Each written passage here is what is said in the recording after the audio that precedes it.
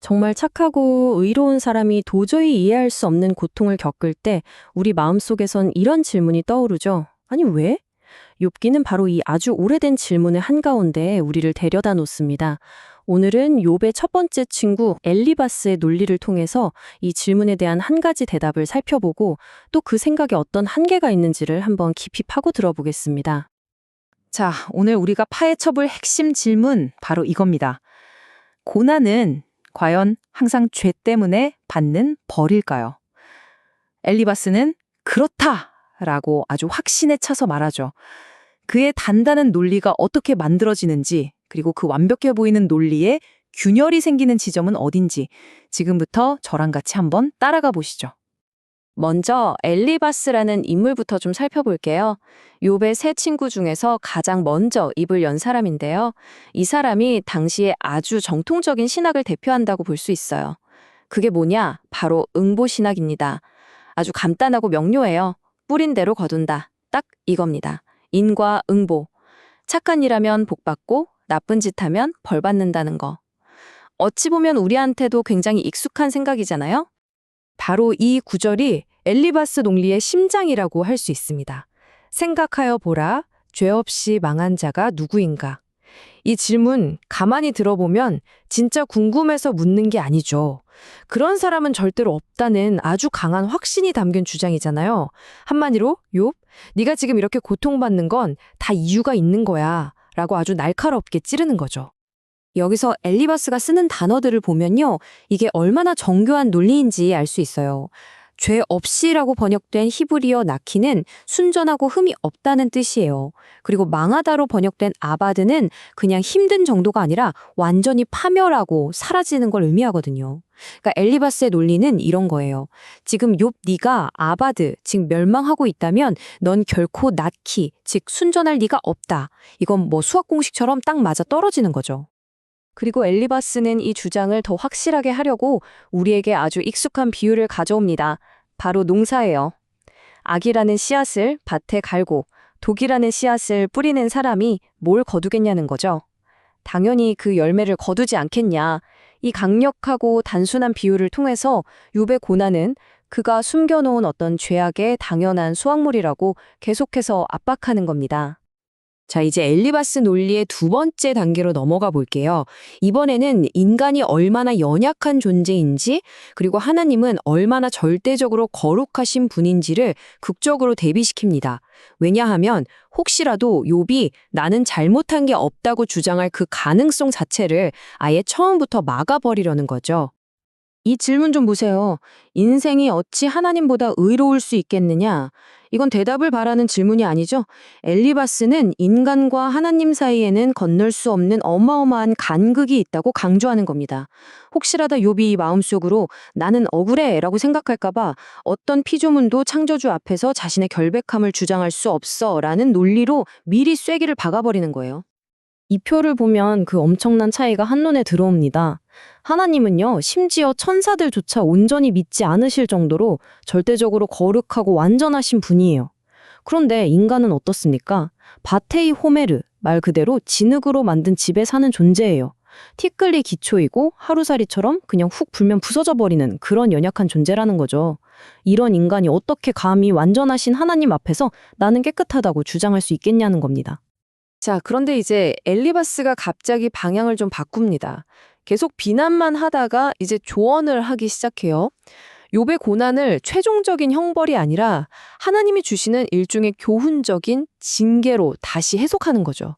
그러니까 고난을 긍정적으로 한번 바라보라고 제안하는 겁니다. 바로 이 구절이 엘리바스 논리의 전환을 보여주는 핵심이에요. 복이 있나니라고 번역된 히브리어 아쉐레이는 행복하다는 뜻을 가지고 있거든요. 그러니까 고난이 저주가 아니라 오히려 복으로 가는 통로가 될 수 있다는 정말 놀라운 관점의 전환을 보여주는 거죠. 여기서 정말 중요한 포인트가 있습니다. 엘리바스가 말하는 징계, 히브리어로 무사르의 목표가 뭐냐는 거예요. 이건 벌을 줘서 파괴하려는 게 아니라 교육하고 회복시키기 위한 훈육, 뭐랄까 사랑의 매 같은 개념이라고 생각하시면 됩니다. 그래서 엘리바스는 욥에게 희망을 줍니다. 봐라, 너를 아프게 하시는 분도 하나님이지만 그 상처를 싸매고 다시 고쳐주시는 분도 바로 하나님이다. 그러니까 만약 네가 이 징계를 잘 받아들이고 회개한다면 하나님께서 반드시 너를 회복시켜 주실 거라는 희망의 메시지를 던지는 겁니다. 여기까지 쭉 들어보면 엘리바스의 논리가 굉장히 정통적이고 또 설득력 있게 들리잖아요. 하지만 바로 여기서 이 이야기의 극적인 반전이 시작됩니다. 이 완벽해 보이는 논리가 욥의 실제 상황과는 전혀 맞지 않는다는 치명적인 맹점이 있었던 거죠. 욥기라는 책 전체가 우리에게 던지는 가장 큰 도전이 바로 이거예요. 의로운 사람의 고만. 엘리바스의 이 인과응보 시스템은 죄 없는 사람이 겪는 고통이라는 변수를 전혀 설명해내지 못합니다. 바로 여기서 그의 논리는 한계에 부딪히고 마는 거죠.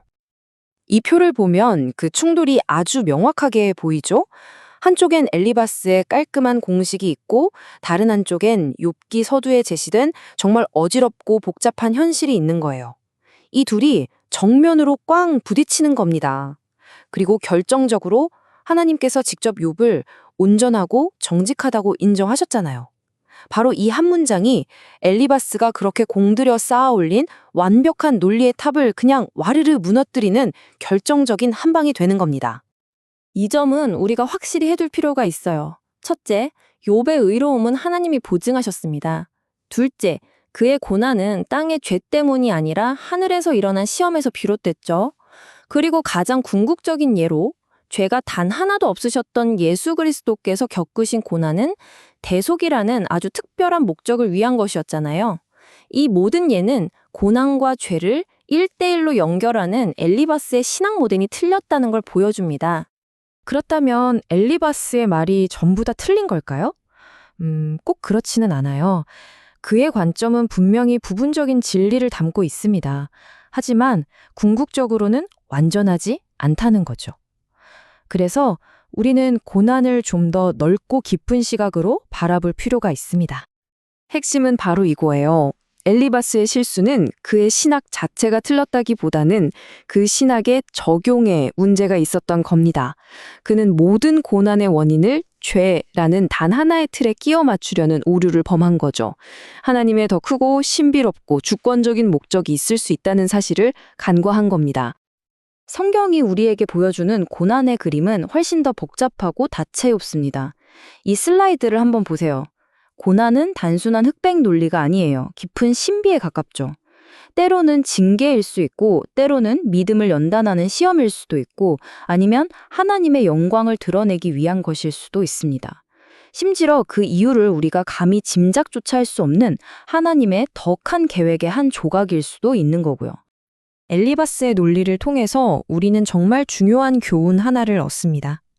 그것은 바로 섣부른 판단이 얼마나 위험한가 하는 것이죠. 오늘 이 분석을 마무리하면서 여러분께 마지막 질문을 하나 던져봅니다. 만약 고난이 단순한 인과응보의 결과가 아니라면 우리는 지금 고통 속에 있는 이웃의 손을 과연 어떻게 잡아주어야 할까요? 이것이 바로 욥기가 시대를 넘어 오늘을 살아가는 우리에게 던지는 살아있는 질문일 겁니다.